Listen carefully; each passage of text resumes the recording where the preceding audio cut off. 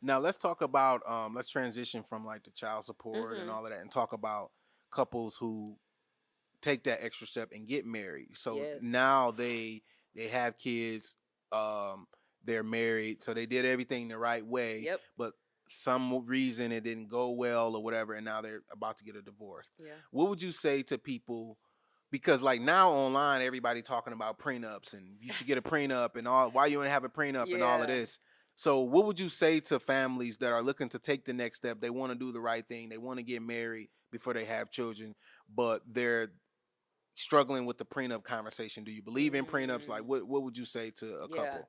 So morally, for me, my beliefs and values, I do not believe in prenups, and it's not because I'm a divorce attorney. I was about to say you Prior, you look, might be biased, right? no, prior to me becoming an attorney, I actually used to work in sales at Verizon, and I was in management very, very early, and I managed a great team of people. But anyway, I didn't believe in prenups at that point. It's just morally for me, right? I don't believe in hiding my assets or protecting my assets, right? For me, my biblical belief on marriage is that we're bringing whatever we have together for the betterment of the marriage and the family. I don't want to hide that. I don't want to start off a marriage by saying, you ain't gonna have this because I got my first million by myself, right? I got my Why whatever. not though? Okay, so all right, let me ask you this: are you giving that same advice to high net worth women? Because now we seeing these women getting money. Oh, Like I'm the this ain't advice is the for both genders. okay, because you know Yeah. like I ain't trying to I ain't trying to be funny, but like this ain't back in the day. Like women are like Oh, women are out here women out here killing it, killing it. especially in cities like Atlanta. Exactly, and I think the issue is like a lot of women are used to the narrative of coming into the relationship without a lot, and the man being the knight in shining Yep, armor, yep, yep, propping her out of obscurity and like yep, taking care of her. But yep. now it's like flip. Like now it's like women out here who are Right. attorneys, Yep, yep. doctors, engineers. They Yes. making 200, 300,000. They might be millionaires, Right. and they're dating a guy that they like, and he might make 70,000 Mhm. doing his passion as a teacher or whatever. Exactly. Mhm. Like you would tell that same couple like don't like. I'm not saying you're telling them not to get a prenup, but you would in that situation, if your friend came to you and say, "Hey, I really love this guy. I'm a Mhm. millionaire girl because I've been, Yep. I got some stock options in this Right. company, whatever, whatever. I'm doing my thing." Mhm. You would still tell your friend like, "Hey, if you love him, don't get a prenup." I would. Even me, I am in a relationship, and right now I out earn my partner. I'm not considering a prenup at all. Right. If anything, what I have built up as a single woman is going to benefit again the marriage. But that is a religious belief of mine. I'm a Christian, so Okay. I believe that a wife is a helpmate. And so if I have anything that I built in my life to help my husband or help my partner, that's just what I'm gonna do. Now, I definitely understand that people want to protect their businesses and protect this and protect that, and there's nothing wrong with protection. But just for me personally, I don't believe that that you should start a marriage off by protecting things. I think that it creates maybe a bad aura, and it's not for me for pure reasons. But I do understand why people do it. But that's my personal opinion. I will never sign a prenup, and I will never request anybody to Now, sign now, one. what do you say to people who say that everybody has a prenup? Right? You have a prenup because of whatever the state Exactly. dictates. Exactly. That's what Yeah. you go by. So why not just have your own prenup that y'all agreed upon instead of some guy from the 60s who cooked up a law that we don't even know Yeah. about, and then you only find out when you're losing half of your money that this is why you're losing half of your money. So the thing is, in the state of Georgia, judges dismantle a prenup all the time, right? What that means is you could have cooked this up and drafted it yourself Yeah. 7 years ago, but now y'all are 18 years or 8 years into the marriage. If I was a presiding judge, I would say, you know what, this sounded good 8 years ago, but what happened during the 8 year marriage? Oh, he lost his job. Okay, so then she took over. Okay, y'all created a business. Okay, somebody had to stay at home. Y'all had a disabled child. We work in a court of equity, which means a court of fairness. And sometimes when you draft something in black and white that was from 10 years ago, that might not be fair anymore based off of where the marriage has See? taken See? y'all. So for me, I would dismantle it. A lot of judges dismantle prenups more than people understand who are lay people who are not lawyers. because it's very difficult for the judge to abide by the law, right? And in Georgia, it's equity, it's fairness. They can't say, how can I divide or dismantle this marriage fairly if two people 10 or 12 years ago drafted See, something that they thought was fair at the time, but it's just not fair anymore based off of the circumstances that took place. Does that make sense? yeah, it makes sense Yeah. because okay, So they you get know, dismantled all I'm the gonna time. use an example of one of my friends who's Yeah. considering getting married. Mhm. Okay, he's an entrepreneur. Yep. He makes real good money. Mhm. His girl, she makes decent money for her career, but Yeah. it's not what he, Mhm. it's Yeah. not up to him. But they live together. Mhm. They he don't have that many assets outside of his business. Okay. She inherited a couple properties from her family. So Okay. she don't earn a lot, but she has actually more assets to him, like 2 rental properties in like North Carolina or whatever. Mhm. So they're considering getting married, and I'm asking him like, okay, are you going to, get a prenup? Mhm. He wants to get a prenup because he got his business, he's, what, and Yeah. the thing about it is, with the example you talked about, how in business you can be making 100,000, 200,000, and then the next year you're making 4 million Yeah. because you got a big contract or something went viral on social media, Mhm. or you just got very good at your craft, Yeah. and the luck is on your side now. Your 8th year in business, now you hit it off, you hit it big. So Mhm. the prenup that they signed the first year that they was together, Yeah. it seemed fair. Like, oh, Mhm. okay, she has assets; those are hers. His business is his. Mhm. They're making, they're living a similar lifestyle. Right. Now he can afford Lamborghinis. He can do all of this, and Mhm. she's still a teacher or whatever Yeah. she's doing. Yeah.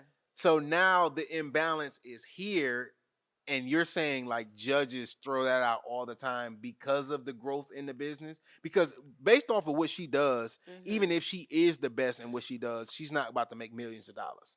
Well, the way judges view it, right, and the way case law is written and the law is written is that it is impossible, in the law's opinion, and even in my opinion, for you to be married and to grow your business, right? So you went from 100K to like 4 million in 4 years. It's impossible to have done that without your spouse.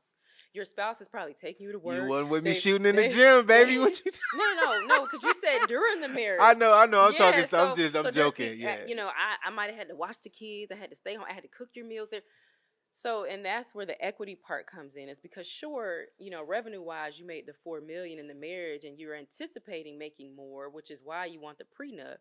But you had assistance with that. You may not have had direct assistance with the business, right, with your partner having that skill set, but you certainly had assistance in the marriage, and so that's where the fairness comes in. But what And about premarital assets? Like he had yeah. that pre-marriage, so Mm-hmm. are they going to split that up even though he had that pre-marriage? So no, premarital property is separate. Now there's entanglement in Georgia, right? So if you keep your premarital property absolutely separate for the duration of your marriage, and when we think about marriage, we want to be married forever, right? And that I think It's that's hard hard to though. do. Be- because like for Exactly.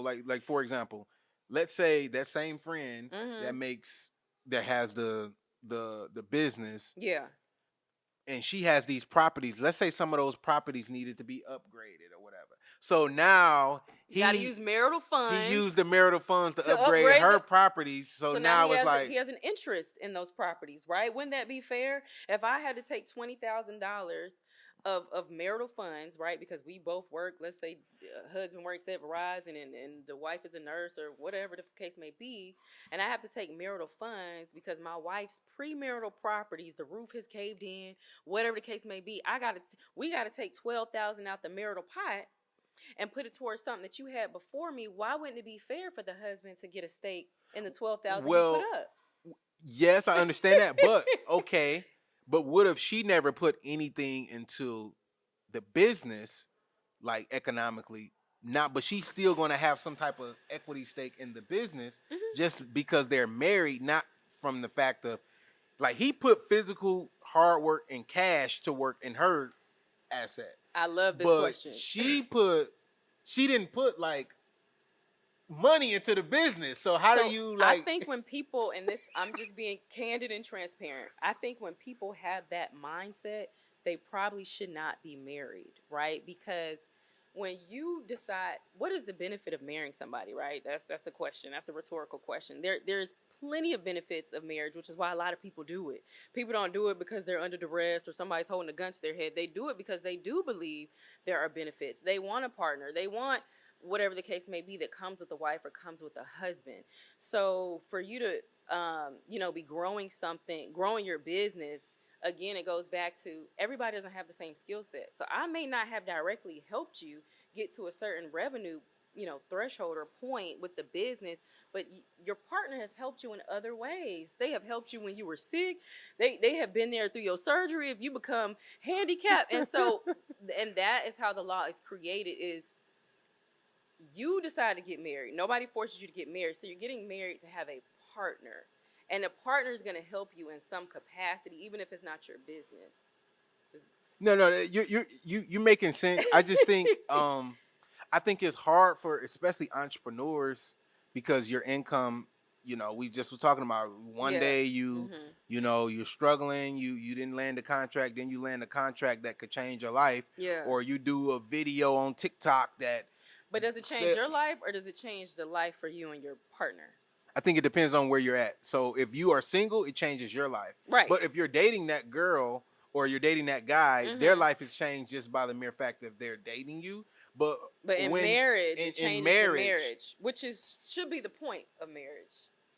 Well, okay, so see, I'm in.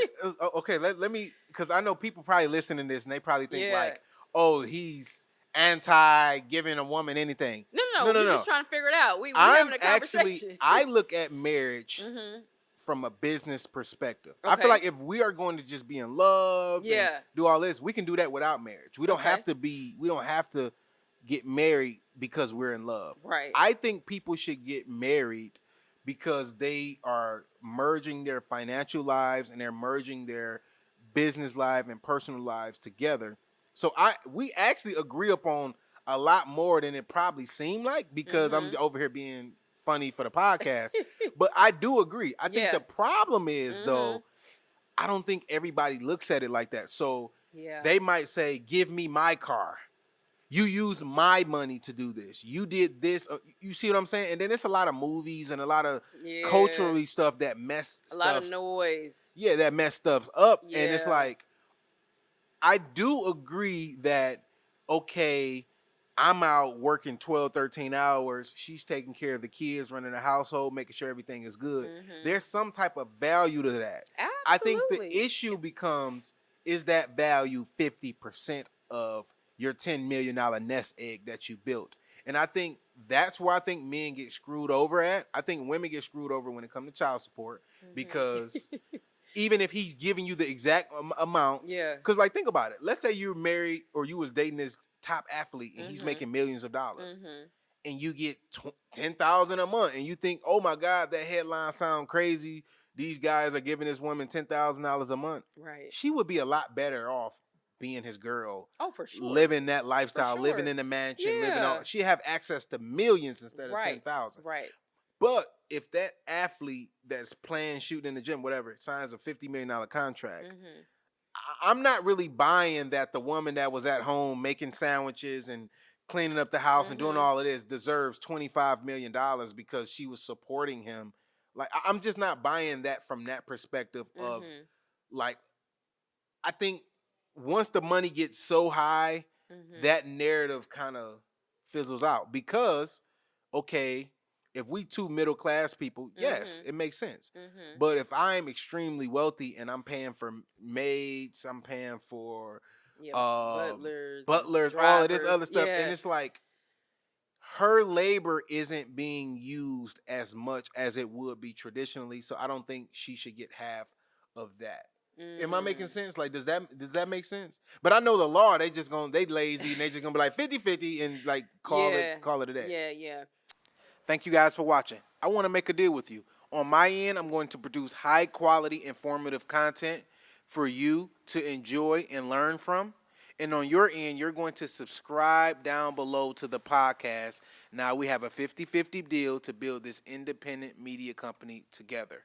And if you want to invest with us and ensure our success, subscribe down to the YouTube membership. It really, really helps us hire journalists, hire videographers, and do the investigative journalism and independent journalism that you love and that you learn from.